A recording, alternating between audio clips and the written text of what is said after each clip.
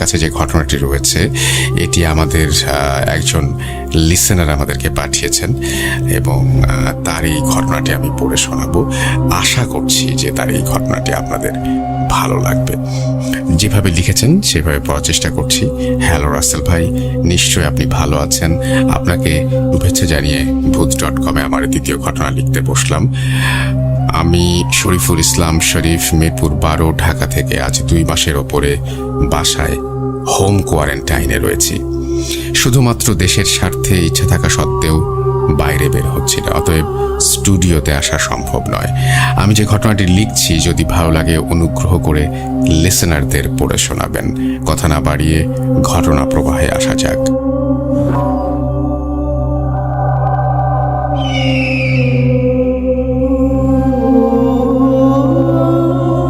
ঘটনাটি ঘটেছে 80-র দশকের শেষের দিকে আমার মামাবাড়ি চাঁদপুর জেলার কচুয়া উপজেলায় কোনো একটি গ্রামে। সঙ্গত কারণে আমি গ্রামের নামটি উল্লেখ করছি না। বলে রাখা ভালো যে আমি ছোটবেলা থেকেই আমার নানু বাড়িতে ছিলাম। আমার পড়াশোনা, আমার শৈশব, কৈশোর এবং বেড়ে ওঠা সবকিছু আমার নানুর আদর যত্নে আমি বড় হয়েছি। তাই নানুর প্রতি আমার অপরিসীম ভালোবাসা ছিল। নানুকে একা বাড়িতে রেখে আমি বেশি দিন অন্য কোথাও গিয়ে থাকতে পারতাম না। আমি সবেমাত্র 8ম কি 9ম শ্রেণীতে পড়াশোনা করি। কোনো একটি ভেকেশনে আমি আমার ফ্যামিলির কাছে কিছুদিনের জন্য ঢাকায় বেড়াতে আসি। এখানে 13-14 দিন থাকার পর নানুর জন্য মনটা ছটফট শুরু করেছিল। বিধায় আমি ঢাকা থেকে রওনা দিয়ে নানুর বাড়ি চলে আসি। আমি বাসায় ঢুকে দেখি নানু আসরের নামাজ আদায় করতে দাঁড়িয়েছেন। যেই আমার ডাক শুনেছেন অমনি নানু হুড়মুড়িয়ে জায়নামাজ ছেড়ে আমার মুখে চেপে ধরল এবং বলল যে, ভাই তুই কোনো কথা বলিস না, কোনো আওয়াজ করিস না। তুই এই সময়ে কেন আসলি? তুই যেভাবে এসেছিস ঠিক সেইভাবে চুপি চুপি ঢাকায় চলে যা। আমি জিজ্ঞেস করলাম, কেন, কি হয়েছে? আর আপনি এত অস্থির হচ্ছেন কেন? উনি বলল, বাড়ির অবস্থা খুব খারাপ। এলাকায় এক অশরীরী ডাইনি ঢুকেছে, যার উপরে নজর পড়ে তারই ডায়রিয়া কলেরা হয়, 24 ঘন্টার মধ্যে মারা যায় এবং মৃতদেহ খেয়ে ফেলে। এবং আরো শুনে রীতিমতো অবাক হলাম যে 3 দিনের মধ্যে এই বাড়ির ছোট বড় সবাই মিলে 4 জন মানুষ মারা গিয়েছে এবং পাশের পাড়া সহ মোট 14 জন মারা গেছেন। এবং এটি এক পাড়া থেকে অন্য পাড়া সহ পুরো গ্রাম ছড়াতে যাচ্ছে। আমার বুঝতে বাকি রইল না যে কেন বাড়ির সামনের রাস্তার দোকানপাট বন্ধ। মানুষের কোলাহল ও আড্ডা কোনোটাই নেই। পুরো এলাকাটা জুড়ে কেমন যেন গুমোট থমথমে ভাব, স্তব্ধ ভুতুরে পরিবেশ বিরাজ করছে। যাই হোক, নানুর এসব কথা শুনে আশ্বস্ত হয়ে বললাম, আপনি চিন্তা করবেন না, ইনশাআল্লাহ আমার কিছুই হবে না। নানুর সমস্ত অন্যায় বিনয় উপেক্ষা করে আমি থেকে গেলাম। একটু খুশি হয়েছিলাম এই ভেবে যে এবার বুঝি ভূত, অশরীরী বা ডাইনি দেখার ইচ্ছেটা পূরণ হবে। যাই হোক, নানুর এসব কথা শুনে আশ্বস্ত করে বললাম, আপনি চিন্তা করবেন না, ইনশাল্লাহ আমার কিছুই হবে না। নানুর সমস্ত অনুনয় বিনয় উপেক্ষা করে আমি থেকে গেলাম। মনে মনে খুশি হয়েছিলাম এই ভেবে যে এবার বুঝি ভূত, অশরীরী বা ডাইনি দেখার ইচ্ছেটা পূরণ হবে। আমি এতটাই ডানপিটে ছিলাম যে কোনো ভূত প্রেতের উপস্থিতি কিংবা এসবের প্রতি ন্যূনতম ভয়ের অনুভূতিটুকু আমার মস্তিষ্কের নিউরনকে কখনো স্পর্শ করেনি। রাত বিরেতে যেভাবে চলাফেরা করেছি, একা একা রাতভর মাছ ধরা, বন্ধুদের সাথে অন্য গ্রামে গিয়ে হিন্দুদের পূজা মণ্ডপ দেখা, কীর্তন শোনা, যাত্রাপালা, গান শুনে, কখনো একা একা রাত 3টায় ঘরে ফেরা এবং শ্মশানে মানুষ পোড়া দেখে নির্ভয়ে বাড়ি ফিরেছি। এসব করতে গিয়ে হয়তো মাঝে মধ্যে আমার ভূত প্রেত বিভিন্ন রূপ ধরে এসেছিল আমাকে ভয় দেখানোর জন্য, কিন্তু আমার ভেতরে ভয়ের লেশ মাত্র অনুভূতি না দেখে হয়তো ওরা নিজেরাই লজ্জা পেয়ে চলে গেছে। এইসব স্মৃতি এখন মনে করলে শরৎচন্দ্রের শ্রীকান্ত উপন্যাসের পটভূমিতে হারিয়ে যায় এবং সত্যি ভয় পাই। এবার আসি মূল ঘটনায়। ঘটনার সূত্রপাত হয় আমার এক চাচাতো মামার বড় মেয়ে, অর্থাৎ আমার মামাতো বোনকে নিয়ে, যিনি আমার আম্মার থেকেও বয়সে বড় ছিলেন। ওনাকে বিয়ে দেওয়া হয়েছিল চাঁদপুর জেলার হাজীগঞ্জের আশেপাশে কোনো একটা গ্রামে। ওনার সন্তানাদি ছিল 5 জন। সেই ছোটবেলা থেকে ওনাকে আমরা একবারই দেখেছি। শুনেছি উনি দীর্ঘদিন যাবৎ এক ধরনের অজানা রোগে ভুগছেন। অনেক ডাক্তার কবিরাজ চিকিৎসা করেও কোনো লাভ হচ্ছিল না, এবং ওনার সাথে নাকি প্যারানর্মাল কিছু নিয়মিত ঘটত, যা ওনার শরীর ও মনের সাথে ওতপ্রোতভাবে একদম মিশে গেছে। এরকমই শুনে আসছিলাম। ওষুধপত্র খাওয়া দাওয়া ঠিক মতো করতেন না। এভাবে দিন দিন শারীরিক অবস্থার অবনতি হতে থাকলে একদিন উনি মারা যান। মৃত্যুর আগে ওনার পরিবার সদস্যদের বলে গেছেন যে মৃত্যুর পরে ওনার কবরটা যেন বাবার কবরের পাশে দেয়া হয়। একদিন রাতে মৃত্যুর সংবাদ পাওয়ার পর কামরুল ভাই তাড়াতাড়ি গ্রামের পরিচিত একটি নৌকা ঠিক করে সাথে আরো একজন লোককে নিয়ে বড় বোনের লাশ আনতে খুব ভোরে রওনা দেন। এখান থেকে ঘটনাটি ঘটেছিল সেটা জানতে পারলাম তাদের মুখে, যারা লাশ আনতে নৌকা নিয়ে গিয়েছিল, এবং আমি তাদের একজনের হয়ে ঘটনাটি যেভাবে ঘটছিল সেভাবে তুলে ধরার চেষ্টা করছি। 80-র দশকে যোগাযোগ ব্যবস্থা অতটা উন্নত ছিল না, এবং যাতায়াতের একটি অন্যতম মাধ্যম ছিল নৌকা। যাই হোক, সেখানে গিয়ে পৌঁছেছি যখন, তখন বেলা বাজে প্রায় দুপুর 1টা। লাশের গোসল, কাফন ও জানাজা ও আনুষঙ্গিক কাজ শেষে লাশ নিয়ে রওনা দিতে বেলা প্রায় তখন 3টা। নৌকার ছইয়ের ভেতরে লাশ শুইয়ে রেখে সামনে পেছনে পর্দা দিয়ে বন্ধ করে আগরবাতি জ্বালিয়ে দিয়ে আল্লাহর নাম নিতে নিতে যাত্রা শুরু করলাম। নৌকা খুব ভালোভাবেই চলছিল। 8টা কি 9টার মধ্যে হয়তো পৌঁছাতে পারবো। আমরা দুজন নৌকার সামনে বসে জিকির করছি এবং মাঝে মাঝে বৈঠা দিয়ে মাঝিকে একটু সাহায্য করছি। এদিকে কবর খোঁড়ার কাজ নিশ্চয়ই সম্পন্ন হয়ে গেছে। আমরা বড় শাখা নদী ধরে এগুতে এগুতে এমন একটা জায়গায় পৌঁছেছি, তখন সন্ধ্যার অন্ধকার নেমেছে। মাঝি এখন গ্রামের ভেতর দিয়ে একটি খাল ধরে যেতে শুরু করেছে। খালের দুই পাশে ঘন গাছপালার ঘুটঘুটে অন্ধকার, চোখে কিছু একটা দেখা যাচ্ছিল না। নৌকার হারিকেনটা ইতোমধ্যে জ্বালিয়ে দিয়ে সামনে নৌকার ছুঁয়ের সাথে লাঠি বেঁধে রেখে দিয়েছি, কিন্তু মিটি আলো এই অন্ধকারটাকে ভেদ করতে পারছে না। মাঝিকে জিজ্ঞেস করলাম, মমিন মিয়া, এটা কোন ধরনের পথ? আমরা কোন দিকে যাচ্ছি? মাঝি বলল, শর্টকাট, এই গ্রামের ভেতর দিয়ে কোনাকুনি পাড়ি দিয়ে সামনের বড় চকে উঠব। যাই হোক, একটু তাড়াতাড়ি হলেই ভালো। এভাবে প্রায় ঘন্টাখানেক যাওয়ার পর হঠাৎ কেন যেন মনে হলো নৌকার গতি স্লথ হয়ে গেছে। মাঝি প্রাণপণে জোরালো গি মারছে, কিন্তু নৌকা সামনের দিকে এগোচ্ছে না। নৌকা কেমন যেন ভারী হয়ে গেল। মাঝি প্রথমে ভাবলো হয়তো নৌকার পাটাতনের নিচে কোনো শৈবাল বা কচুরি পানার ঝাঁক বেঁধেছে, তাই হয়তো এমনটি হচ্ছে। এভাবে অনেকক্ষণ চলার পর আচানক নৌকা প্রচন্ড একটা ঝাঁকুনি অনুভব হলো। বেগ সামলাতে না পেরে নৌকার মাথা ঘুরে গেল, লগিটা গাছের ডালায় বেঁধে হাত থেকে ছুটে গেল। মাঝি তখনও বুঝতে পারছিল না আসলে কতটা ভয়ঙ্কর পরিস্থিতির দিকে আমরা এগিয়ে যাচ্ছি। বৈঠার সাহায্যে লগিটাকে উদ্ধার করে আবার সামনে এগোতে শুরু করলো। এভাবে যাচ্ছে তো যাচ্ছেই, কিন্তু খালের মাথা যেন আর শেষ হচ্ছে না। মাঝি কিছুটা ঠাওর করতে পারলো সে ভুল রাস্তায় এসেছে। এমন এক জায়গায় এসে মাঝি নিজেই বুঝতে পারছিল না সে কোন দিকে যাবে, কোথায় এসে ঠেকেছে। আমাদের চিল্লাচিল্লি শুনে দূর থেকে টর্চ মেরে কেউ একজন এগিয়ে এসে বলল, কে আপনারা? আমরা মন থেকে সাহায্যের আকুতি ভরা কণ্ঠে বললাম, ভাই, আমরা এসেছি অমুক জায়গা থেকে, আমরা যাব কচুয়া, অমুক গ্রামে। আমাদের কথা শুনে লোকটি অবাক হয়ে বলল, আপনারা এখানে কেন এসেছেন? আপনারা বড় ভুল করে ফেলেছেন, খারাপ রাস্তায় ঢুকে পড়েছেন। লোকটি বলল, আল্লাহর নাম নিয়ে নৌকা ঘুরিয়ে পিছনে যেতে থাকুন। আনুমানিক 2 কিলো যাওয়ার পরে ডান দিকে যে খালটি গেছে সেটা ধরে এগুলে বড় জলা বা হাওর সামনে পড়বে। নৌকা ঘুরিয়ে আমরা পেছনের দিকে যেতে শুরু করলাম। যত এগোচ্ছি যেন এক অজানা ভয় আমাদের গ্রাস করছে। কাঁটা দিয়ে শরীর ফুলে গেছে। যতই মনে সাহস জোগানোর চেষ্টা করছি ততই আমাদের গলা শুকিয়ে আসছে। মাঝি আগে আমাদের সাহস দিয়ে বলেছিল, আমি আছি, আপনারা ভয় পাবেন না, হারিকেন শক্ত করে ধরে বসে থাকবেন। কিন্তু এখন মাঝি নিজেই ভয়ে তার হাত পা অবশ। এক ধরনের আওয়াজ শুনে যা সামনে থেকে আমরা দুজন কোনো কিছুই শুনতে পাই নাই। হঠাৎ মাঝি পেছন থেকে বলে উঠল, ভাই, আপনারা একটু পেছনে আসবেন, আমার নৌকা বাইতে অসুবিধা হচ্ছে।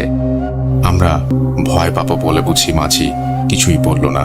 কামরুল ভাই পেছনে গেল, আমি একা বসে আছি। কিছুক্ষণ পর হঠাৎ নৌকার ছইয়ের ভেতর থেকে এক ধরনের আওয়াজ শুনে আমি প্রচন্ড ভয় পেয়ে এক লাফে নৌকার পেছনে এসে হুমড়ি খেয়ে পড়ি। সবাই নৌকার এক মাথায় চলে আসাতে নৌকার ডুবে যাবার উপক্রম হলো। কেন জানি কারো একার পক্ষে নৌকার সামনে বা পেছনে থাকার সাহস হচ্ছিল না। মাঝি বলল, আপনারা সামনে চলে যান, তা না হলে নৌকায় পানি ঢুকে যাবে। আমরা আবার নৌকার সামনে গিয়ে বসলাম। পর্দার ভেতর লাশের সাথে কি হচ্ছে সেটা দেখার জন্য কারো সাহস ছিল না। কারো মনে যাতে ভয় ঢুকতে না পারে তাই যার যার জায়গা থেকে ব্যাপারটি চেপে গেলাম এবং দোয়া দরুদ পড়তে থাকি। অনেকক্ষণ পর থেমে থেমে মনে হয় চপ চপ করে খাবার কোনো একটা শব্দ পাচ্ছি। যাই হোক, খুটখুটে অন্ধকার, সামনে সীমানা পেরিয়ে খোলা মেলা চলা ও হাওরে প্রবেশ করলাম। আকাশ পরিষ্কার এবং একাদশী চাঁদ থাকায় খোলামেলা জায়গাটা স্পষ্ট দেখা যাচ্ছিল। আল্লাহকে কৃতজ্ঞতা জানিয়ে মনে মনে খুশি হয়েছি এই ভেবেছে বাকি পথটুকু হয়তো সহি সালামতে পৌঁছে যেতে পারবো। ঘড়ির কাঁটা দেখে সবাই অবাক। রাত 11টা ছুঁই ছুঁই। মাঝি ক্লান্ত হয়ে নৌকা চালাচ্ছে ধীর গতিতে। মন চাঙ্গা করার জন্য কিছুক্ষণ পর মাঝিকে বিড়ি জ্বালিয়ে দেই। এভাবে চলতে চলতে আমরা দুজন কখন যে ঘুমের ঝিমুনি ধরে ফেলেছে আমাদের বুঝতে পারিনি। নৌকা পাড়ে ফিরলে যেমন ঝাঁকুনি খায় তেমনি একটা ঝাঁকুনি দিয়ে নৌকা থেমে গেল। আচমকা মাথা তুলে দেখি একটা উঁচু জায়গায় মাটির ডিবিতে নৌকা ঠেকেছে। প্রথমে ভাবলাম আমরা চলে এসেছি, কিন্তু ভালো করে তাকিয়ে দেখি জায়গাটা অপরিচিত। মাঝিকে বিরক্তির সুরে বললাম, মমিন মিয়া, কোথায় নিয়ে আসছো? সে আমতা আমতা করে বলল। তাতে বুঝতে বাকি রইল না যে তাকে পথ ভুলিয়ে অন্যদিকে নিয়ে চলে এসেছে। জায়গাটা কোথায় সেটা ভালো করে দেখার জন্য আমরা নৌকা থেকে নেমে যা দেখলাম সেটা দেখবো বলে মোটেও প্রত্যাশা করিনি। আমরা দেখলাম গ্রামের বাহির সাইডে একটা বড় ছাড়া পুকুর, তার চারপাশে বড় বড় গাছপালা এবং পুকুরের এক পাশে প্রশস্ত জায়গা জুড়ে গোরস্থান। এটা দেখে আমরা ভয় পেয়ে যাই। এরই মধ্যে মাঝি কয়েকবার চিৎকার করে কাউকে ডাকার বৃথা চেষ্টা করেও কোনো লাভ হয়নি। চারিদিকে গভীর নিস্তব্ধ নীরবতা পরিবেশ দেখে আমরা শরীর হিম করে বসে রয়েছি। হঠাৎ দূর থেকে উলফের মতো একটা কুকুরের ডাক রাতের নীরবতা অতিক্রম করে আমাদের কানে এসে পৌঁছলো। জায়গাটি ভালো ঠেকছে না ভেবে যেই আমরা তাড়াতাড়ি নৌকায় উঠলাম, কিন্তু মাঝি নৌকা সরাতে পারছে না। প্রথমে ভাবলাম হয়তো নৌকাটি কাদা মাটির সাথে এঁটে গেছে, কিন্তু না না, কামরুল ভাই নেমে দেখলো নৌকার তলা সম্পূর্ণ পানিতে। তাহলে মাঝি চেষ্টা করেও কেন নৌকাটি ঘোরাতে পারছে না? মনে হচ্ছে কোনো এক অশুভ শক্তি নৌকাটিকে আঠার মতো আটকিয়ে রেখেছে। শরীরের সমস্ত শক্তি দিয়ে আল্লাহু আকবার বলে চিৎকার করে বৈঠা দিয়ে যেই ধাক্কা দিয়েছি নৌকা সরে গেল। রাত বাজে 1:15। এত বড় হাওরে শুরু হলো আমাদের উদ্দেশ্যবিহীন পথ চলা। একদিকে হারিকেনের তেল ফুরিয়ে যাওয়ায় আলো নিভু নিভু, ভাঙা চাঁদটা পশ্চিম আকাশের দিকে হেলে পড়েছে। সেটার দিকে তাকিয়ে আন্দাজ করা, ঠিক রাখার চেষ্টা যে মাঝি নৌকা ঠিক চালাচ্ছে কিনা। বেশ কিছু দূর যাওয়ার পর হঠাৎ একটা চাপা কান্নার আওয়াজ শুনে আমি আঁতকে উঠে কামরুল ভাইয়ের হাত চেপে ধরি। কান খাড়া করে শুনলাম নৌকার ভেতর থেকে অবিকল শেফালির মায়ের গলার কান্নার আওয়াজ। যাই হোক না কেন, মাঝিকে বুঝতে দেয়া যাবে না কি হচ্ছে ভেতরে, তাহলে আমাদের বিপদ হবে। কিন্তু মাঝি চিৎকার দিয়ে বলল, ভাই, আমি আর নাও বাইতে পারছি না, আমার খুব সমস্যা করছে। জিজ্ঞেস করলাম, কি হয়েছে মমিন মিয়া? সে বলল, কেন আপনারা কিছু বুঝতে পারছেন না যে নৌকাটা আমার টাইনটা ধরে রাখছে? আপনারা কি কোনো আওয়াজ শুনতে পান নাই? কামরুল ভাই বড় গলায় কাশি দিয়ে মাঝিকে সাহস জোগানোর ব্যর্থ চেষ্টা করে বলল, মমিন মিয়া, এসব কিছু না, তুমি কানে ভুল শুনছো। আল্লাহর নাম নিয়ে নৌকা চালাও। সময় যত গড়াচ্ছে বুঝতে পারছি আমাদের সাথে কি হচ্ছে। আমরা স্পষ্ট বুঝতে পারছি আমাদের তিনজনকে ছাড়াও নৌকার ভেতরে আরো কিছুর উপস্থিতি রয়েছে। হঠাৎ এক অদ্ভুত হাসির শব্দে মমিন মিয়া দাঁড়ানো থেকে চিৎকার করে ধপাস করে পাটাতনে পড়ে গেল। ভয়ে নৌকার ওপাশে গিয়ে দেখি মমিন মিয়ার মাথাটা নৌকার গুলোয়ের পাশে ঝুলে আছে। আমি চিৎকার দিয়ে কামরুল ভাইকে ডাকলাম, কামরুল ভাই, এ পাশে আসো। মমিন মিয়ার মাথাটা কলয়ের উপর রেখে মাথায় পানির ঝাপটা দিয়ে জ্ঞান ফেরানোর চেষ্টা করল। মমিন মিয়া নিথর নিস্তব্ধ হয়ে পড়ে আছে। আচমকা একটা পটকা পচা গন্ধে আমাদের নাকে এসে বাড়ি খেলো। গন্ধটা ধীরে ধীরে তীব্র থেকে তীব্রতর হচ্ছে। গন্ধটা যতই নাকের ভেতরে ঢুকছে ততই মনে হচ্ছে মাথাটা ঝিমঝিম করছে, শরীর অবশ হয়ে আসছে। আর টিকতে না পেরে আল্লাহকে স্মরণ করে পেছন থেকে নৌকার সামনে গিয়ে বসি। তারপর আমি আর নিজেকে ধরে রাখতে পারিনি। এভাবে কতক্ষণ ছিলাম বুঝতে পারিনি। হঠাৎ গুড়ি গুড়ি বৃষ্টির ঝাপটায় আমার চেতনা ফিরে এসেছে। চোখ খুলে দেখি আমি একা, এবং নৌকার অপর পাশে মমিন মিয়া নৌকা চালাচ্ছে। কামরুল ভাই নাকে মুখে গামছা বেঁধে মমিন মিয়ার পাশে মাথা নিচু করে বসে আছে। ইতোমধ্যে ফজরের আজান পড়েছে। নৌকাও নিজ গ্রামের কাছে চলে আসছে। যথাসময়ে নৌকা ঘাটে ফিরল। খবর পেয়ে মসজিদের মুসল্লিরা নামাজ শেষ করে খাটিয়া নিয়ে লাশ তুলে নিল। যত তাড়াতাড়ি সম্ভব লাশটাকে কবরস্থ করতে হবে, তাই বলে যে লাশের শরীরের বিভিন্ন অংশ খেয়ে ফেলা হয়েছে। এবং অদ্ভুত বিষয় হলো এই যে লাশের বুকের মাঝখানটা একটা ছিদ্র ছিল এবং ভেতরে কলিজা, গুর্দা এই জাতীয় কোনো অর্গান ছিল না। মনে হলো একটা কিছু তীক্ষ্ণ একটা কিছু ঢুকিয়ে সব অর্গানগুলো খেয়ে ফেলা হয়েছে বা ছিঁড়ে ফেলা হয়েছে। এভাবে অবসান হলো এক বিভীষিকাময় রাতের। ঘটনাটি এখানে শেষ হলে ভালো হতো, কিন্তু হয়নি। মূলত ঘটনার আসল বিভীষিকাময় করুণ নির্মম ইতিহাস রচিত হলো সেদিন। সেদিন আনুমানিক রাত 8টা। ঘরের পাশে মামনি একটি কান্নার আওয়াজ শুনতে পান। উনি নামাজ পড়ছিলেন, আওয়াজ শুনতে থাকেন। দেয়ালে ওনার বড় মেয়ে ঘরের কোনায় দাঁড়িয়ে কাঁদছে। মুহূর্তের জন্য মামনি বেমালুম ভুলে গেলেন তার মেয়ে গত হয়েছেন। তিনি যেই একটু এগিয়ে গেলেন তখনই মেয়েটি আস্তে আস্তে হেঁটে অন্দর বাড়ির দিকে পুকুরে শান বাঁধানো ঘাটের কাছে এসে দাঁড়ালো। মামনি নাম ধরে ডেকে উঠলেন। হঠাৎ ঘরের অন্য একজন সদস্য ব্যাপারটি লক্ষ্য করে দ্রুত পেছন থেকে মামনিকে আটকিয়ে ফেলেন। সেই রাতে বাড়িতে অনেকে হাসি কান্নার আওয়াজ শুনতে থাকে এবং ভোর রাতে বাড়ির কয়েকজন গুরুতর অসুস্থ হয়ে যান। 24 ঘন্টা যেতে না যেতে 2 জন বাচ্চা মারা যায়। পরপর 2 দিনের ব্যবধানে ছোট বড় মিলে একই বাড়িতে 4 জনের প্রাণ যায়। পুরো বাড়ি জুড়ে করুণ হৃদয় বিদারক দৃশ্য, শোকের মাতম বয়ে যায়।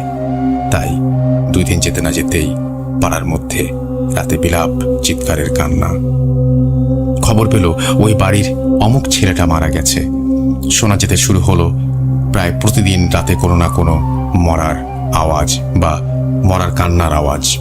অর্থাৎ মারা গেছে তখন কেউ বিলাপ করে কাঁদছে। কোনটা যে মরার কান্না আর কোনটা যে অশরীরী কান্না সেটা বোঝাই কঠিন হয়ে দাঁড়ালো। গ্রামের প্রত্যেক পাড়ার কুকুরগুলো যেন অজানা কিছু দেখে আতঙ্কে কান্না করছে একের পর এক। পরিস্থিতি এমন পর্যায়ে গেছে যে কারো বিপদে কোনো লোক খুঁজে পাওয়া যাচ্ছে না। কেউ ভয়ে বের হতে চায় না। প্রায় রাতেই কোনো না কোনো মরার খবর পাওয়া যেত। আশ্চর্যের বিষয় হলো এই যে প্রায় প্রতিটি লোকই রাতে মারা গেছে এবং নোটিস করত তাদের বেশিরভাগ লাশের শরীরের বিভিন্ন অংশ খাওয়া।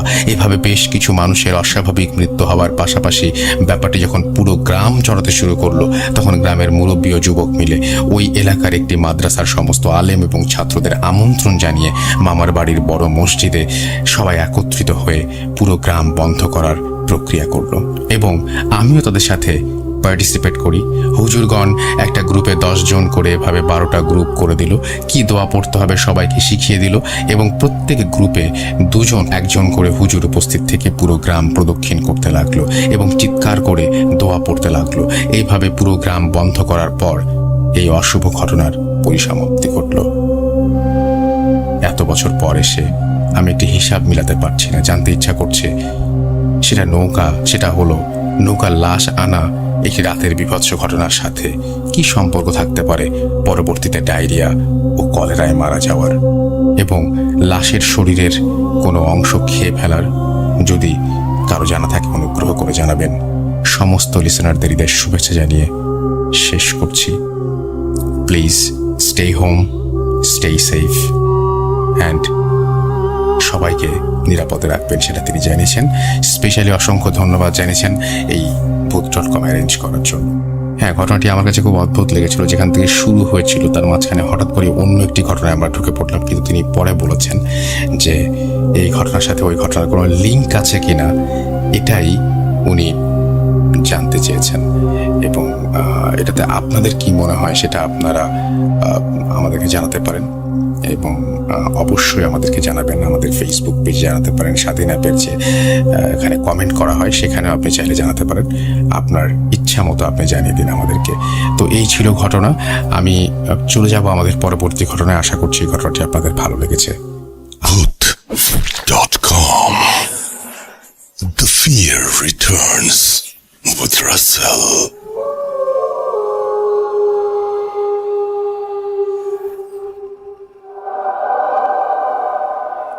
শুরু করেছিলাম একটা নৌকার ঘটনা দিয়ে। কেমন হয় যদি আজকে আফনান ভাইও শোনান নৌকা নিয়ে একটি ঘটনা?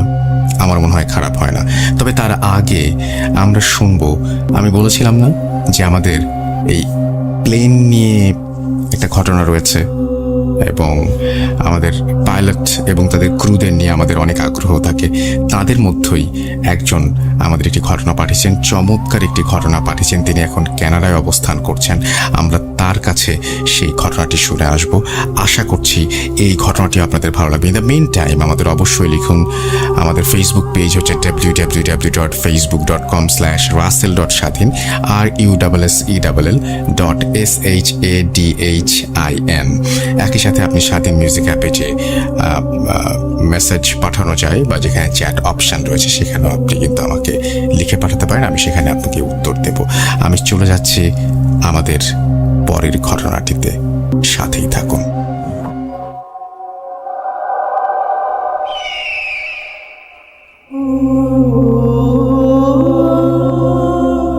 আসসালামু আলাইকুম রাসেল ভাই, আমি সাবরিনা কানাডা থেকে বলছি। আজকে আমার ঘটনাটা শুরু করার আগে আমার জবের একটা ভূমিকা এখানে দেওয়া উচিত, কজ আমার জবটার সাথে রিলেটেড এই ঘটনাটা। জবটার সাথে রিলেটেড বলতে চাই, একটা হোটেল কেন্দ্রিক ঘটনা। তাই আমি একটি স্বনামধন্য এয়ারলাইন্সে কেবিন ক্রুতে ছিলাম বলছি, কারণ আমি হুট করে একদিন কানাডা সেটেল করার জন্য চাকরি রিজাইন করে চলে আসি। তো এর মাঝেই ওটা ছিল না, কত সনটা ভুলে গেছি। যাই হোক, এখন থেকে 15 বছর 20 বছর আগে মাস্কাটের একটি ঘটনা। আমরা ফ্লাইটে যখন যেতাম মাস্কাটে, তখন একটা সেট থাকতো 3 দিন আর একটা সেট থাকতো 4 দিন। সেট মানে ক্রু সেট। মাস্কাটে আমরা তখন, এখনকার যে উন্নত ওমান শহর মাস্কাট যে রূপ, সেটি ধরেন এখন থেকে 20 বছর আগে কিন্তু তা ছিল না। 20-25 বছর আগে বেশ ফাঁকাই ছিল, মানে আরব দেশ যেমন থাকে। সো আমরা তো ফ্লাইটে গিয়ে হোটেলে থাকতাম, আমাদেরকে খুব ভালো হোটেলে রাখা হতো সবসময়। মাস্কাটেরই একটি শহর রুই শহরটা সবাই চেনে। তো রুইরে একটি পাহাড়ের উপরে বেশ ভালো একটি জায়গায় 5 স্টার হোটেল। আমি হোটেলটির নামটা সঙ্গত কারণেই বলছি না, কারণ এটি একটি 5 star multi national hotel. So প্রথম দিন আমরা ফ্লাইট নিয়ে গেছি। গিয়ে তো ফ্লাইটের পরে এত টায়ার্ড থাকি, বিভিন্ন কাজ ধরেন আমাদের 4 ঘন্টার যদি ফ্লাইট হয়, আগে পিছে সব ডিউটি হিসাব করে ধরেন সেখানে 8 ঘন্টায় হয়ে গেল। So basically tired. আর টাইমেরও একটা ব্যাপার থাকে। মাস্কাট টাইম বাংলাদেশ থেকে 2 ঘন্টা পিছানো, বা ফ্লাইটে যাব ওই চিন্তায় হয়তো আগের রাতে ঘুম হয়নি। সব মিলিয়ে ধরেন এত টায়ার্ড থাকতাম যে ঘুমিয়ে যেতাম। ফ্লাইট করে গিয়ে হট শাওয়ার নিয়ে ঘুম। তো সেদিনও তাই করেছি।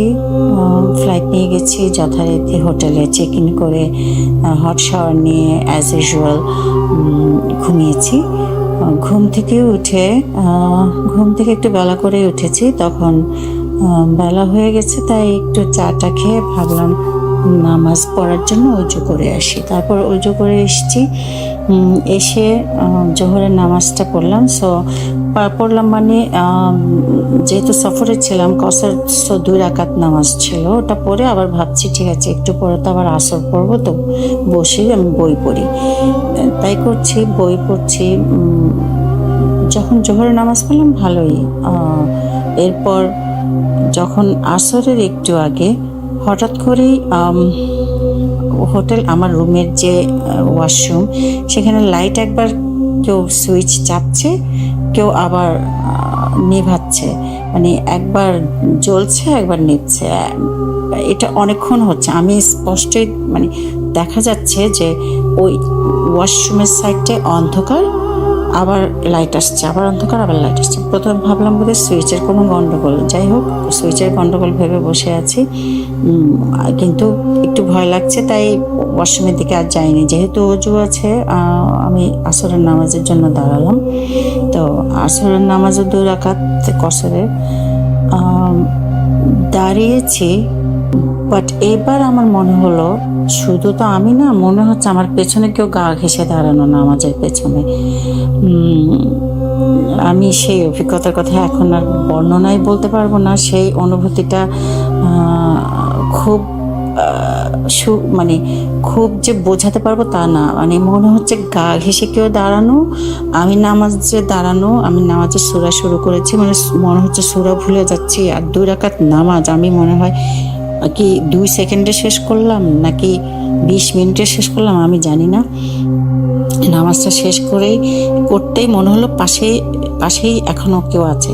আমি তো কিছুই আর পিছনে তো তাকাইনি। ওই অবস্থায় আমি দরজা খুলে দৌড় দিয়ে তো লবিতে চলে গেছি। লবিতে গিয়ে তারপর রিসেপশনে বললাম। রিসেপশনে বললে পরে ওরা বেল বয় দিয়ে পাঠালো। আমি রুমে ঢুকি না, আমি তো রুমে ঢুকবো না। তো তখন আসলে এইসব দেশে বেশিরভাগই অনেক বাঙালি ভাইয়েরা অনেকেই জবে আছেন। সো ওনাদের সাথে কথা বলতে বলতে উঠছিলাম, আর আমাকে বলছে, বেল বয় ছিল এক বাঙালি ছেলে আর একজন ইন্ডিয়ান, আমাকে বলছে আপা আপনি যান গিয়ে গুছায় নেন, রুমটা চেঞ্জ করেন।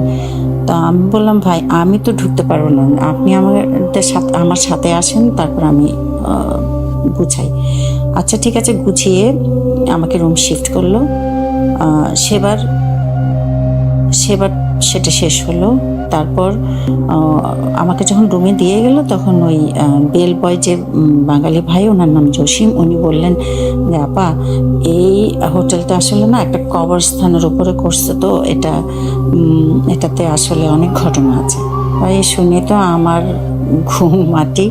পরে আমি আমার কলিগদেরকে জ্বালিয়ে আমার সাথে আর যে 2 জন মেয়ে ছিল ওদের সাথে গিয়ে একই রুমে 3 জন থেকেছি, রিকোয়েস্ট করে বাবা তোমাদের প্রাইভেসি নষ্ট হলেও আমাকে রাখো, আমি থাকবো এখানে।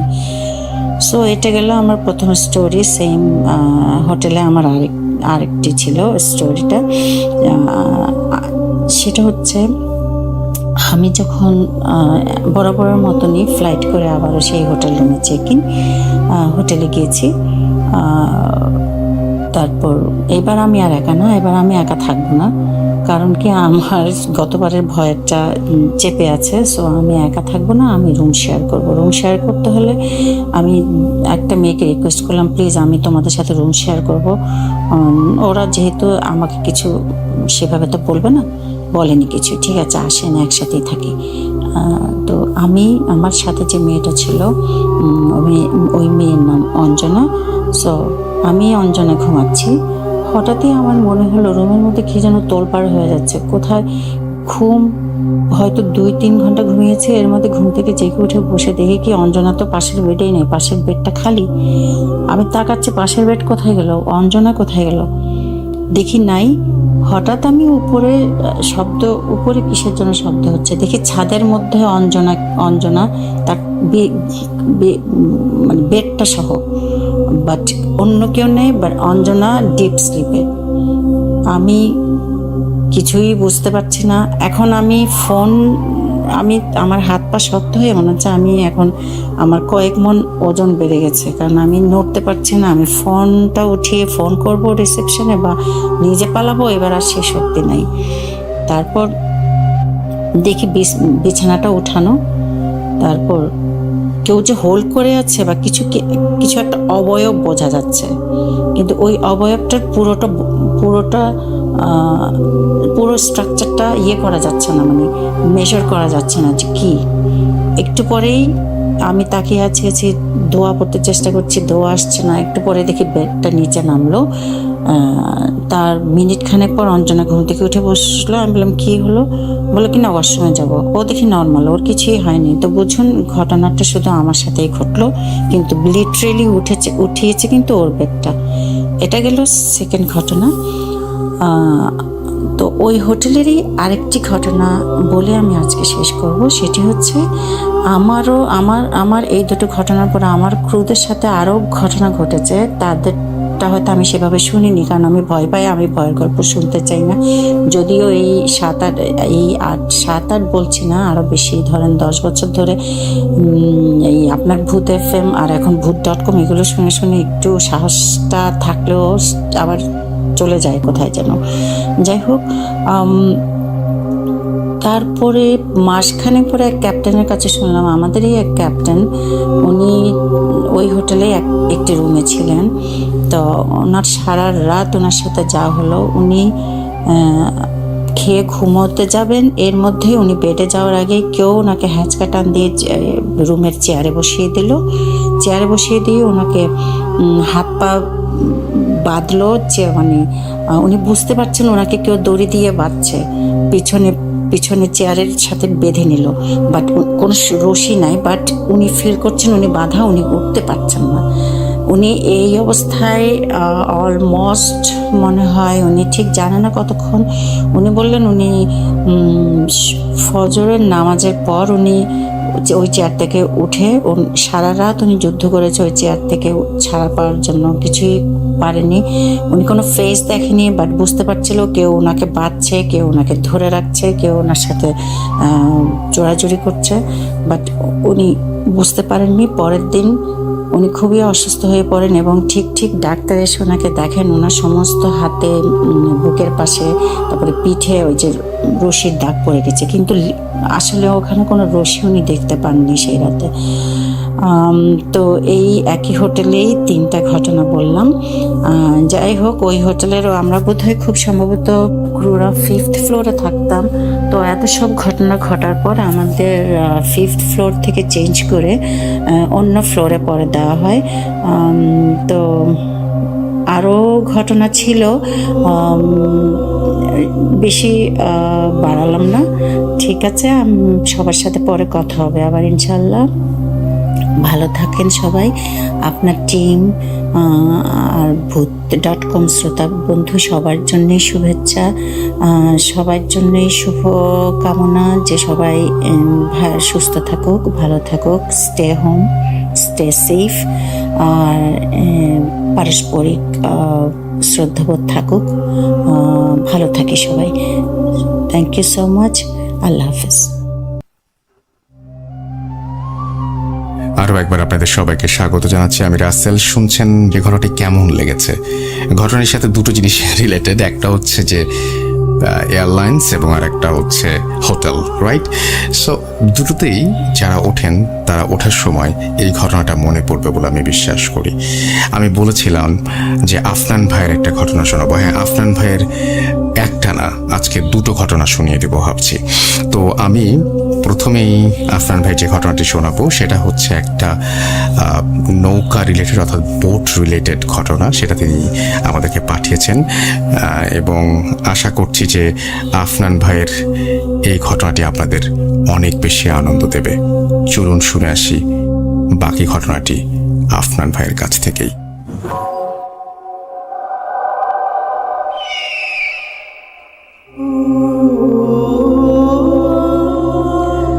আসসালামু আলাইকুম। আমি একটি স্পেশাল ঘটনা আপনাদেরকে উপহার দেওয়ার চেষ্টা করব, আশা করি সবার ভালো লাগবে। সুপ্রিয় শ্রোতা বন্ধুরা, আজকে যে ঘটনাটি আমি শেয়ার করব, এই ঘটনাটির সময়টা কিন্তু অনেক আগের, 1970 সাল। এবং এই ঘটনাটি যার সঙ্গে ঘটেছিল ওনার নাম হচ্ছে মমতাজ উদ্দিন। ওনার বাড়ি ঢাকা জেলার নবাবগঞ্জ উপজেলায়। মমতাজ উদ্দিন উনি 1970 সালে ওনার বিয়ে ঠিক হয়, পারিবারিকভাবে ওনার বিয়ে ঠিক হয়, এবং ওনার যেখানে বিয়ে ঠিক হয় সেই জায়গাটি ছিল চাঁদপুরের হাইমচর নামক একটি জায়গায়। ওনার এলাকায় একটি ঐতিহ্য ছিল, সেটা হলো যদি নদীকেন্দ্রিক এলাকায় কেউ যদি বিয়ে করে, বড় বড় নৌকা নিয়ে ওনারা বরযাত্রী নিয়ে বিয়ে করতে যেতেন। যেহেতু মমতাজ উদ্দিনের অবস্থাও অনেক ভালো ছিল, এই জন্য মমতাজ উদ্দিনের বাবা আফসার উদ্দিন উনি ডিসিশন নেন যে একটা বড় নৌকা, ওই সময় এই ধরনের নৌকাকে বজরা বলতো আর কি, তো এই বজরা নিয়ে ওনার ছেলেকে উনি বিয়ে করাতে নিয়ে যাবেন। বেশ 15-20 জন আত্মীয় স্বজন বরযাত্রী হিসাবে তারা সিলেক্ট করলেন। এবং ওই সময় কিন্তু সদ্য মোটর চালিত যে সমস্ত নৌকাগুলো, বড় নৌকাগুলোতে যে মোটর লাগানো, যেটা ইঞ্জিন চালিত নৌকাগুলো তখন কেবল শুরু হয়েছে আর কি।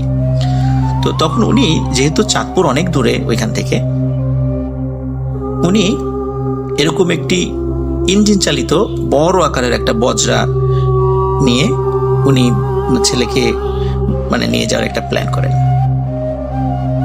ঘটনাটি 1970 সালের ফেব্রুয়ারি মাসের দিকে, যখন শীত এবং শীতের একদম শেষ দিকে চলে আসছে, এরকম একটি সময় ওনারা নবাবগঞ্জ থেকে নদীপথে ঢাকার দিকে রওনা দেন। প্রথমে ঢাকার এখানে এসে সদরঘাট হয়ে বুড়িগঙ্গা দিয়ে আস্তে আস্তে ওনারা শীতলক্ষা দিয়ে ওদিক দিয়ে আস্তে আস্তে চাঁদপুরের দিকে যাবেন। এটাই ছিল রাস্তা। আর যেহেতু ফেব্রুয়ারি মাসে তখন তো বর্ষাকাল না, নদীর অনেক প্রবাহ, তখন একটু পানির প্রবাহ কম থাকে, নদীর নাব্যতা সংকট থাকে, যার কারণে ওনারা যেখানে বড় নদী সেদিক দিয়ে যাওয়ারই প্ল্যান করেন। ওনারা রওনা দিয়েছেন হচ্ছে এখানে, তখন কিন্তু যেতে অনেক সময় লাগতো, চাঁদপুর যেতে অনেক সময় লাগতো। যেদিন বিয়েটা ছিল ফ্রাইডেতে, তো বৃহস্পতিবারের দিন রাতের বেলা ওনারা রওনা দিয়েছেন, এশার নামাজ পড়ে খাওয়া দাওয়া করে ওনারা রওনা দিয়েছেন, এবং শুক্রবারের দিন দুপুর নাগাদ ওনারা পৌঁছে যাবেন সেখানে, এরকম একটা প্ল্যান ছিল। তখন ইঞ্জিন চালিত হলেও কিন্তু আসলে ইঞ্জিনের গতি কিন্তু অতটা ছিল না, যার কারণে এরকম একটা দীর্ঘ সময় লেগে যেত চাঁদপুরে যেতে। আর চাঁদপুর থেকে আরেকটু দূরে হাইমচর নামক একটি জায়গায় আরো সময় লাগবে সেখানে যেতে নদীপথে।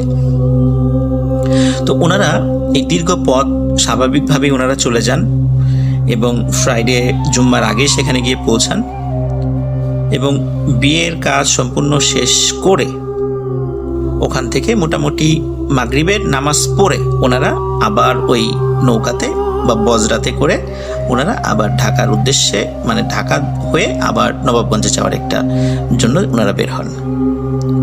ওনারা স্বাভাবিকভাবেই হাইমচর থেকে চাঁদপুরের মেইন যেই লঞ্চ ঘাট সেদিকে চলে আসেন। আর ওখানে কিন্তু চাঁদপুরের মোহনা অবস্থিত। শ্রোতা বন্ধুরা, আপনারা অনেক সময় শুনে থাকবেন যে চাঁদপুরের মোহনায় কিন্তু অনেক দুর্ঘটনা ঘটেছে, লঞ্চ ডুবি হয়েছে, এবং অনেক সময় অনাকাঙ্ক্ষিত বা আকস্মিক অদ্ভুত কিছু দুর্ঘটনায় কিন্তু অনেক লোক সেখানে মারা গিয়েছে। তো বিশাল এই বজরা নিয়ে যখন ওনারা চাঁদপুরের ওই মোহনার কাজ দিয়ে যাচ্ছিলেন, হঠাৎ করে ওনারা সবাই ওখানে প্রায়, ওনারা যদিও 15-20 জন মিলে শুরু করেছে, তারপরে দেখা গেছে তার শ্বশুরবাড়ির দিক থেকে আরো 5-7 জন সেখানে এসেছে, এই প্রায় 25-27 জন এরকম লোক সবাই দেখছিলেন যে হঠাৎ করে তাদের নৌকার মাথাটা মোহনার দিকে ঘুরে গেল এবং নৌকাটি মোহনার দিকে এগোচ্ছে। এই দৃশ্য দেখার পরে সবাই ভয় পেয়ে যান যে হঠাৎ করে আমাদের পথ তো এটা না, নৌকার মাথা তো অন্যদিকে ঘোরানো ছিল, হঠাৎ করে এখানে এইভাবে ঘুরে গেল কেন? তখন যিনি মাঝি ছিলেন উনি অনেক চেষ্টা করছিলেন যে হালটা ঘুরিয়ে অন্যদিকে নিয়ে যেতে, কিন্তু কোনোভাবে কাজ হচ্ছিল না, নৌকা ওই মোহনার দিকেই যাচ্ছে। তখন সবাই বুঝতে পারলেন যে না, এবার একটা বড় ধরনের বিপদ হবে। তখন অনেকেই নৌকা থেকে ঝাঁপ দেওয়ার পরিকল্পনা করছিলেন যে এবার ঝাঁপ দিব। ওই সময় ওই নৌকাতে অনেকেই জোরে জোরে কোরআন তেলাওয়াত করা শুরু করে। বেশ কয়েক মিনিট এরকম অবস্থা চলার পরে তখন খেয়াল করে যে আস্তে করে আবার নৌকার ওই মাথাটি মোহনার দিক থেকে ঘুরে গেল, ঘুরে স্বাভাবিক হয়ে গেল, স্বাভাবিকভাবে চলা শুরু করলো। তখন নৌকাটি ওই মোহনার ওই এরিয়া থেকে বের করে নিয়ে আসা হয়। মোহনাতে কিন্তু পানির অনেক সময় পাক সৃষ্টি হয় এবং ওখানে কিন্তু অনেক লঞ্চ বা ট্রলার বা নৌকা ওখানে ডুবে যায়। তো ওখান থেকে মোহনার থেকে ওনারা বের হয়ে আসেন। বের হয়ে আসার পরে সবাই আলোচনা করছিলেন যে আসলে এটা কেন এরকম হলো। কেউ কেউ বলছেন এটা স্বাভাবিকভাবেই হয়তোবা হয়ে গিয়েছে, কেউ বলছেন না হয়তোবা এখানে প্যারানর্মাল কিছু হতে পারে, এরকম অনেকে এরকম চুলচেরা বিশ্লেষণ করছিলেন। তো ওনারা চাঁদপুর লঞ্চ ঘাটের ওই এরিয়াটা পার হয়ে আরো প্রায় 1.5 ঘন্টা সামনের দিকে এগিয়ে যান। এদিকে রাতও তখন অনেক হয়ে গিয়েছে। তখন যেহেতু অনেক বড় বজরা ছিল, এখানে যে জামাই বউ ছিল তাদের জন্য আলাদা একটা জায়গা করা ছিল, আলাদা একটা কক্ষের মতো করা ছিল। ওই সময়ে অনেক লোক ঘুমিয়ে গিয়েছে। রাত বাজে তখন প্রায় 12:30, ঘুমিয়ে গিয়েছে। ঘুমানোর পর হঠাৎ করে যিনি নতুন বউ, ওনার ভাষ্য অনুযায়ী হঠাৎ করে উনি ওনার ঘুম ভেঙে যাচ্ছে, নতুন জায়গায় যাচ্ছে স্বাভাবিকভাবে পরিবারকে ছেড়ে। ওনার আসলে ঘুম ওইভাবে আসছিল না, যাও একটু হালকা ঘুম আসছিল, উনি ভেঙে গিয়েছিল এবং উনি নদীর দুই পাশে যে তীর আছে সেদিকে উনি তাকিয়ে দেখছিলেন আর কি, দৃশ্য দেখছিলেন। বেশ খানিকক্ষণ উনি তাকানোর পরে ওনার কাছে মনে হচ্ছিল যে একই নদীর পাড়ে তো বেশ কিছু গাছগাছালি বা অনেক কিছু থাকে। ওনার কাছে মনে হচ্ছিল যে একই গাছ উনি বারবার দেখছেন, কিছু দূর যাওয়ার পর আবার দেখছেন একই গাছ। তখন মনে হতে পারে যে নদীর পাড়ে তো অনেক গাছ থাকতেই পারে, একই রকম থাকতেই পারে, এরকম মনে হতেও পারে। রাতের বেলা তো ওইভাবে কিছু বোঝাও যাচ্ছে না, কিন্তু তারপরেও ওনার সন্দেহ লাগে যে একই জিনিস উনি বারবার দেখছেন কেন, এটা কি চোখের ভুল না অন্য কিছু। তো উনি বারবার নিজের কাছে প্রশ্ন করেন, বারবার পরীক্ষা করার চেষ্টা করেন যে উনি কি ভুল দেখছেন না ঠিক দেখছেন। একসময় উনি বুঝতে পারেন যে আসলে উনি ঠিকই দেখছেন। তখন ওনার হাজবেন্ড পাশেই ছিল, তাকে ডেকে তোলেন, বলেন যে দেখো এখানে আসলে এটা কি হচ্ছে, একই জিনিস আমি বারবার দেখছি কেন। প্রথমে ওনার হাজবেন্ড বলছে তুমি ভুল দেখছো, রাতের বেলা তো নদীর পাশে সব একই রকম মনে হয়। তখন উনি বলে যে না আমি অনেকক্ষণ ধরে চেষ্টা করছিলাম, মনে হচ্ছিল তুমি যেটা বলেছো সেটাই, কিন্তু আমার মনে হচ্ছে না আসলে আমি একই জিনিস বারবার দেখছি। ওনার হাজবেন্ড ওনার কথা প্রথম দিকে আমলে না নিলেও বারবার যখন বলছিল তখন ওনার হাজবেন্ড ঘুম থেকে উঠে উনি নিজেই খেয়াল করার চেষ্টা করেন আসলে কি ঘটনা ঠিক কিনা। এবং সত্যি উনি খেয়াল করছিলেন যে উনিও এই একই জায়গা বারবার দেখছেন। ওদিকে নৌকার অনেকেই ঘুমিয়ে গেছেন। ঘুমিয়ে যাওয়ার পর তখন অন্যদেরকে ডেকে তোলেন।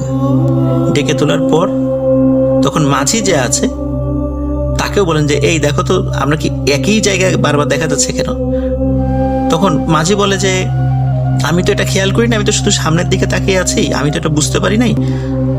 তখন মাঝিও পাশ থেকে তাকায় দেখে যে অদ্ভুত ব্যাপার, চাঁদপুরের মোহনা পার হওয়ার পর 1.5 ঘন্টা যাওয়ার পর ওনারা যেই জায়গাতে ছিলেন ওনারা ওই জায়গাতেই আছেন।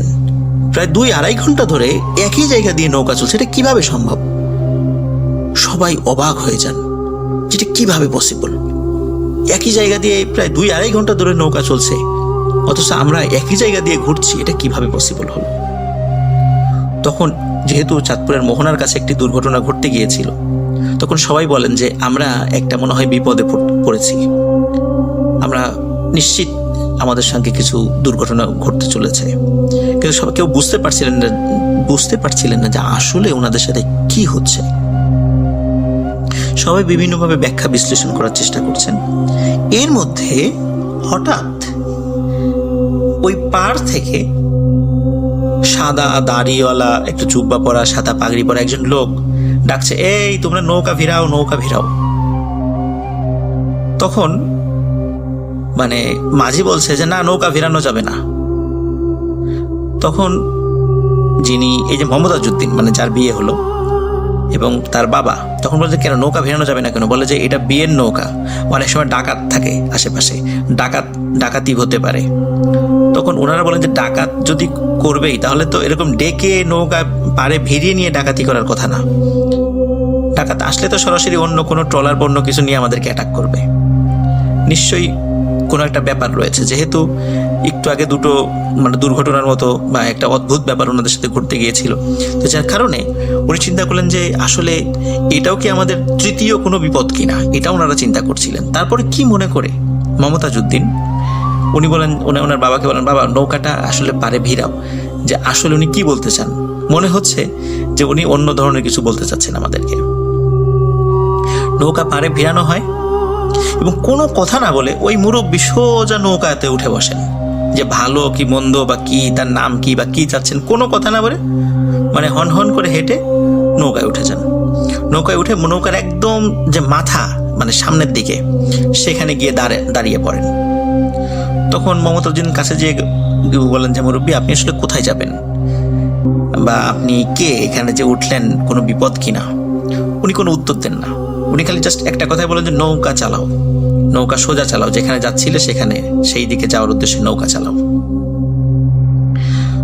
তখন ওনার এই গম্ভীর কথা শুনে অনেকেই ডিস্টার্ব হয়। কেউ বলে যে এটাকে নামাইয়ে দাও নৌকা থেকে, কিন্তু মমতাজউদ্দিন বলে যে না, উনি থাক। কেন জানি ওনার মনে হয় যে না, উনি থাক। আসলে যে কোনো এমনও তো হতে পারে যে উনি আমাদের জন্য আল্লাহ তাআলা কোনো কল্যাণের জন্য তাকে পাঠিয়েছেন। মমতাজউদ্দিন এই চিন্তা করে। তো নৌকা সোজা চলা শুরু করে। এখন যেটা দেখা যাচ্ছে যে না, নৌকা এখন স্বাভাবিকভাবে চলছে, কোনো সমস্যা নাই। কিন্তু একটি অদ্ভুত ব্যাপার ওনারা খেয়াল করেন, সেটা হলো যে মানে নদীতে তো বেশ ওই সময় যে ইলিশ মাছ ধরার জন্য বেশ কিছু ছোট ছোট নৌকা সেগুলো কিন্তু আছে। ওই ছোট ছোট নৌকা যখনই ওই বড় ওই বজরা যেটা দেখছিল, তখন ওই ছোট নৌকাগুলো মাছ ধরার জাল রেখে দ্রুত নৌকা বেয়ে মানে ওই নৌকা থেকে দূরে সরে চলে যাওয়ার চেষ্টা চালাচ্ছিল। তো এটা কেন এরকম হচ্ছে এটা আসলে ওনারা বুঝতে পারছিলেন না। তখন হঠাৎ করে ওনারা বেশ কয়েকজন খেয়াল করেন যে চাঁদের আলোতে নৌকার যে ছায়া পড়েছে এক পাশে নদীতে, তো মনে হচ্ছিল যে নৌকা ওনারা যে অল্প কয়েকজন লোক আসছেন, যে সব মিলে প্রায় 25 থেকে 27-28 জন লোক, এছাড়াও মনে হচ্ছে আরো দ্বিগুণ লোক নৌকায় আছে। মানে এরকম কিছু ছায়া দেখা যাচ্ছিল ওই চাঁদের আলোতে। তো ওনারা মনে করেছিলেন হয়তো বা এটা নদীর যেহেতু ঢেউ হয়, ঢেউ এরকম মনে হতে পারে। তো এটা ওনারা অনেকেই চোখের ভুল বা কেউ একটু ভয় পেয়েছেন। তো এরকম কেউ হয়তো বা এটা অনেকে প্রকাশ করেনি, প্রকাশ করলে অনেকে আবার ভয় পেতে পারেন নৌকায়। কিন্তু এই দৃশ্যটা উনি দেখেছিলেন এবং নৌকাগুলো যে কেন ওই যে ছোট ছোট নৌকাগুলো ওনাদের থেকে ভয়ে দূরে সরে চলে যাচ্ছিল, এটা ওনারা বুঝতে পারছিলেন না। তবে যারা সরে চলে যাচ্ছিল তারা চিৎকার আল্লাহু আকবার আল্লাহু আকবার বলে মানে ওই বজরাতে দেখলেই ওনারা নৌকা সরিয়ে নিয়ে যাওয়ার চেষ্টা করছিলেন। এদিকে প্রায় ভোর হয়ে আসে, আজান দেবে এরকম একটি সময়ে হঠাৎ করে ওই মুরব্বী মমতাজউদ্দিনকে ডাকেন, ডেকে বলেন যে বাবা, আমার দায়িত্ব শেষ হয়েছে, এখন আমাকে যেতে হবে। তখন মমতাজউদ্দিন বলেন যে আপনি কে, এভাবে আসলেন আবার এখন হঠাৎ করে চলেও যেতে চাচ্ছেন? তো বলে যে বাবা, তোমরা বিশাল একটা বিপদে পড়তে যাচ্ছিলা, তোমাদের এই নৌকায় পিশাচের ছায়া পড়েছিল এবং তারপর অসংখ্য পিশাচ তোমাদের এই নৌকায় আক্রমণ করেছিল, কিন্তু আল্লাহ রহম করেছেন, তারা তোমাদেরকে কিছুই করতে পারেনি। একটু আগে যখন তোমরা দেখছিলে যে নৌকা ছোট ছোট মাছ ধরা নৌকাগুলো ভয় পেয়ে তোমাদের থেকে দূরে সরে চলে যাচ্ছিল, আসলে ওরা ওই পিশাচগুলোকে দেখতে পাচ্ছিল, এই কারণে ওরা ভয়ে নৌকা নিয়ে দূরে সরে চলে যাচ্ছিল। এখন ফজরের আজান হয়ে যাবে, আমার দায়িত্ব শেষ হয়ে গেছে, আর তোমাদের কোনো ভয় নাই, তোমরা এখন নিশ্চিন্তে চলে যেতে পারবা। এই কথা বলে ওই মুরব্বী পানির উপর লাফ দিয়ে পড়েন এবং অদ্ভুত ব্যাপার, মমতাজউদ্দিন উনি দেখছিলেন যে উনি নদীর উপর দিয়ে হেঁটে হেঁটে আবার পাড়ে উঠে উনি হেঁটে হেঁটে মিলিয়ে গেলেন। ওই সময় যেহেতু ভোরের দিকে ছিল, ভোরের দিকে বেশ নৌকার অনেকেই একটু তন্দ্রাচ্ছন্ন ছিল, অনেকে ঘুমিয়েও পড়েছিল। এই জন্য অন্য কেউ, মমতাজউদ্দিন যে ওনার সাথে মুরব্বীর সাথে কথা বলেছে সেটা কেউ দেখতে পায়নি।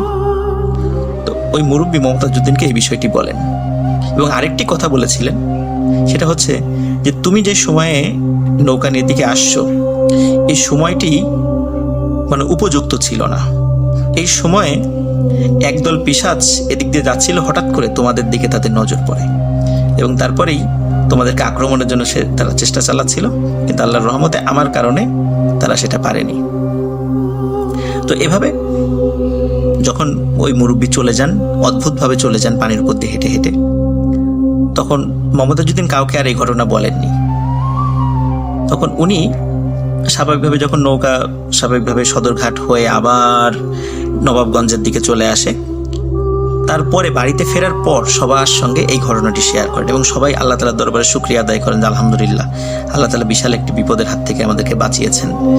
তো এখনও কিন্তু মমতাজউদ্দিন জীবিত আছেন।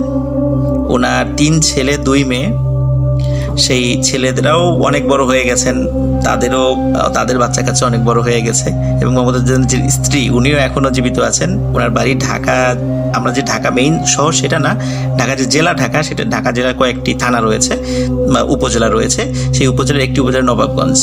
নবাবগঞ্জে এই ঘটনাটি এখনও মানুষের মুখে মুখে মানে প্রচলিত আছে, মমতাজউদ্দিন এখনও জীবিত আছেন। তো এটি ছিল ঘটনা। সবাই ভালো থাকবেন, সুস্থ থাকবেন। আবারও সকল শ্রোতাদেরকে এবং রাসেল ভাইকে ঈদ মোবারক জানিয়ে আজকের মতো বিদায় নিচ্ছি। ভালো থাকবেন, সুস্থ থাকবেন। আসসালামু আলাইকুম। Bhoot.com. The fear returns with Russell.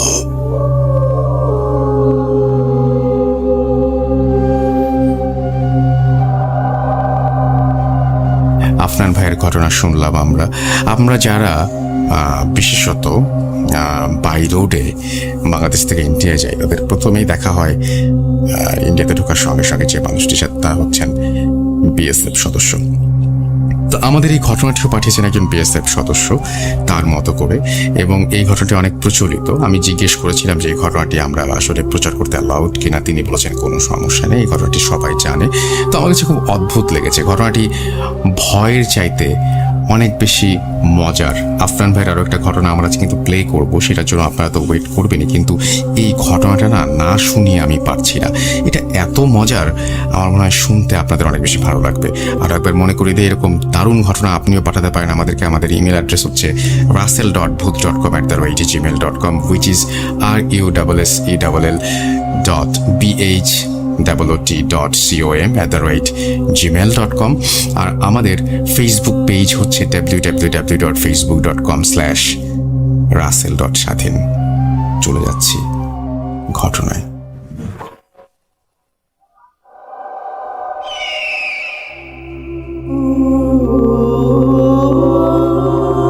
নমস্কার রাসেল ভাই, আমি ইন্ডিয়া থেকে বলছি। আমি একটা ছোট্ট ঘটনা শেয়ার করতে চাই, যদি ভালো লাগে আপনি শোনাবেন। আমি অনেক দিন ধরেই মুহূর্তে ফেমে শুনি, লগভগ 8-9 বছর হয়ে গেছে। তো পেশাতে আমি একজন বিএসএফে চাকরি করি। আমার নাম নকুল। সাল 2017 অক্টোবরের 14 তারিখ ছিল। সেদিন আমি ইন্ডিয়া বাংলাদেশ বর্ডার, আমার ইন্ডিয়ার সাইডে মিজোরাম বলে এক জায়গা আছে যেখানে বাংলাদেশের বর্ডার লাগে, সেখানে আমি ডিউটি করছিলাম। বর্ডারটা আমার এমন ছিল, সেখানে কোনো তারবন্দি ছিল না, তার কাটা ছিল না। একটা নদী গেছিল, নদীর ওই পার বাংলাদেশ ছিল, নদীর এই পার ইন্ডিয়া ছিল। তো আমরা নৌকাতে নদীর মাঝখানে ডিউটি করতাম।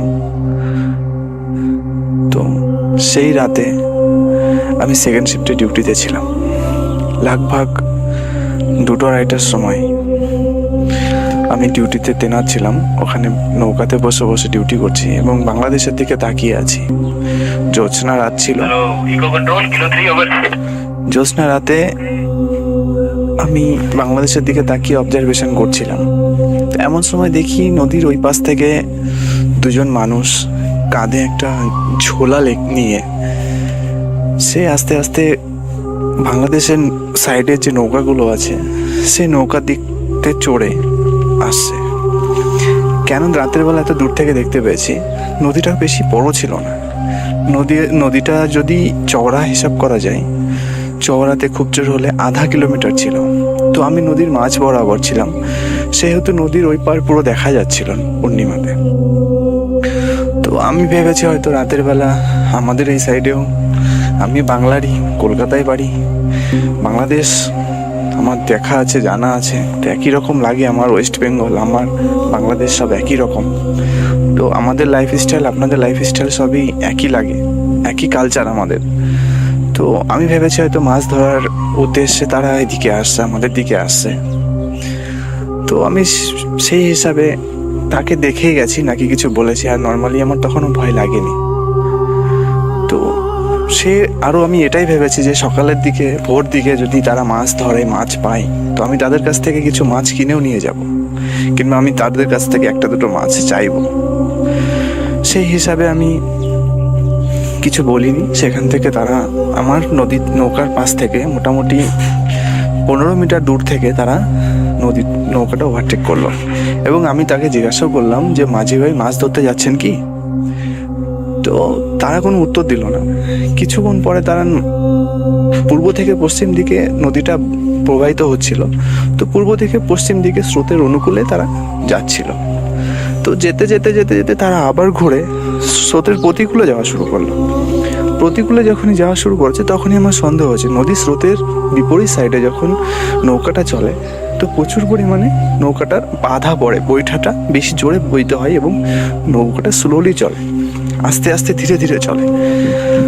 তো আমি ভালো করে অবজারভেশন করে দেখলাম নদীর অনুকূলে যেমনভাবে নৌকাটা চলছিল, তার থেকে বেশি দ্বিগুণ স্পিডে প্রতিকূলে চলছিল। তো আমি কিছু বলিনি। এমন সময় আমি তাদেরকে জিজ্ঞাসা করি যে বারবার এখান দিয়ে যাওয়া আসা করছো কেন? তারা আমার প্রশ্নের কোনো উত্তর দেয়নি, শুধু এইটুকু বললো, আমার একটা গোঙানি আওয়াজ এইটুকু আসলো, যা করছিস কর, চুপচাপ থাক। তো আমি চুপচাপ ওখানে দেখে গেলাম। তো বললাম যে একজন মানুষ আমাকে এরকম থ্রেট দিল। তো নৌকার পিছনে আমি যখন যাওয়া শুরু করি, তার পিছনে নৌকাটা আমি বইতে বইতে নৌকাটার পিছন করি, কিন্তু নৌকাটা আমি ধরার মতো ক্ষমতা আমার ছিল না, যে পরিমাণে নৌকাটা জোরে যাচ্ছিল। এমন সময় নৌকাটা ঘুরে আমার নৌকার দিকে ধাক্কা মারার জন্যে চেষ্টা করেছে। তো ধাক্কা মারতে গেলে নৌকাতে একটা ঝাঁকি লাগে, সেই ভয়ে আমি নৌকাটা ডান দিক থেকে বাদিকে, বাদিক থেকে ডান দিকে দেওয়ার চেষ্টা করছি, কিন্তু না, নৌকাটা কাছে আসার সাথে সাথে আমি কোনো কিছু ফিল করতে পারলাম না। নৌকাটার মধ্যে নৌকা চলে গেল না সাইড হয়ে গেল, আমি কিছু বুঝতে পারিনি। এক লাফে দুটো মানুষই আমার নৌকার উপরে উঠে দাঁড়ালো। নৌকা যখনই আমার নৌকার উপরে যখনই ওরা লাফিয়ে এসছে, তো আমি সঙ্গে সঙ্গে টর্চ মেরেছি। টর্চ মারার সাথে সাথে আমার পূর্ব, পশ্চিম, উত্তর, দক্ষিণ কোনো কিছু আমার মনে ছিল না। কঙ্কাল, জানি না কঙ্কাল ছিল কিনা, কঙ্কালের উপর দিয়ে যদি কোনো লোমহর্ষক কোনো জিনিস থাকে, আর অনেকটা গরিলার মতো পুরোপুরিভাবে আমার উপরে ধেয়ে আসে। আর আমার যতটুকু মনে ছিল, হাতে তাদের দুখানা বড় বড় মানুষের যে মাথার খুলি থাকে, খুলি টাইপের কিছু দিয়ে আমার উপরে আঘাত করার চেষ্টা করেছিল। আমি ওখান থেকে ভয়ে নৌকা থেকে লাফ মারার সাথে সাথে নৌকাটা এদিক থেকে ওদিক করতে করতে আমি কখন যে নদীর প্রতিকূলে চলে গেছিলাম আমি নিজেই জানি না। তো লাফ মারার সাথে সাথে আমি নিচে মাটি পাই। আমি সাঁতার কাটতে জানতাম, তো সাঁতার কাটার ফলে আমি আস্তে আস্তে কোনো রকম বাংলাদেশ সাইডের নদীর ধারের সাইডে চলে পৌঁছে গেছি। কিন্তু আমাকে কোনো রকমভাবে নদী থেকে উঠতে দেয়নি। প্রচুর পরিমাণে আমাকে দুজন মিলে চেপে ধরে নদীর নিচে, জলের নিচে ঠেসে ধরার চেষ্টা করছে। অশরীরী শক্তি কাকে বলে সেদিন আমি ফিল করেছি, অনুভব করেছি যে অশরীরী শক্তি কাকে বলে। একটা মানুষের শরীরে এত শক্তি থাকে না যে পরিমাণে তারা আমার সাথে টর্চারিং করেছে সেই রাতে। তো অনেক কষ্টে আমি কোনোরকম উঠলাম, কোনোরকম উঠে চেঁচাতেও পারছি না, গোঙানোর মতো আওয়াজ হচ্ছে, এত চেষ্টা করছি চেঁচাবো কিন্তু আমার কেউ মনে হচ্ছে গলা চেপে ধরেছে। তো সেদিন আমি অনেক কষ্ট করে কোনো রকমভাবে সাইডে ওঠার পরে বাংলাদেশের 2-4 লোক দেখতে পেয়ে আমি চেঁচানো শুরু করেছি। তখন ভাগ সকাল হয়েই গেছে, 4টে 4:30 বেজেই গেছে। কৃষকরা মাঠে চাষ করার জন্য সাইড দিয়ে জমি ছিল যাচ্ছিল, তারা আমাকে দেখে দৌড়ে এসছে। মানুষগুলো যখন দৌড়ে আসছে আমি সব থেকে বেশি ভয় তখন পেয়েছি। রাতের বেলা প্রথম যখন এই অশরীরী আত্মাগুলোকে আমি দেখেছি তখন সেই মানুষগুলোরই মতো লাগছিল, আর আমার মনের মধ্যে তখন এটাই মনে হচ্ছিল ওরাও অশরীরী আত্মা। তো আমি এত কিছু দেখার পরে আমি কখন অজ্ঞান হয়ে গেছি নিজেই জানি না। সকালবেলা আমার যখন ঘুম ভাঙে তখন আমি নদীর প্রতিকূলে আছি, আপনাদের বিজিবি বর্ডার গার্ড বাংলাদেশ যারা আছে সেই কোনো সিপাহীদের কাছে খবর দেওয়ার পরে তারা আমাকে সেখানে নিয়ে যায় এবং সবার শেষে শ্মশান মানে আমাকে ইন্ডিয়াতে ওয়াপাস করে ফেরত দেয়। তো আমার এই ছোট ঘটনা এতটাও ভয়ানক কিনা ছিল কিনা জানি না, আপনার ভালো লাগলে আপনি শেয়ার করবেন। আর এটা আমার সাথে সত্যি সত্যি ঘটেছে, আর যেটা সত্যি আমি সেটাই আপনাকে শেয়ার করলাম। কে বিশ্বাস করলো না করলো সেটা আমার তো কোনো সমস্যা নেই, তাতে কোনো প্রবলেম নেই। কিন্তু যেটা আমার লাইফের সাথে ঘটেছে, চাই সেটা ভয়ানক হোক কিংবা খারাপ হোক কি ভালো হোক কি কম ভয়ের হোক, বাট যেটা ঘটেছে আমি আপনাকে সেটাই শেয়ার করলাম। ভালো লাগলে আপনি শেয়ার করবেন। Thank you.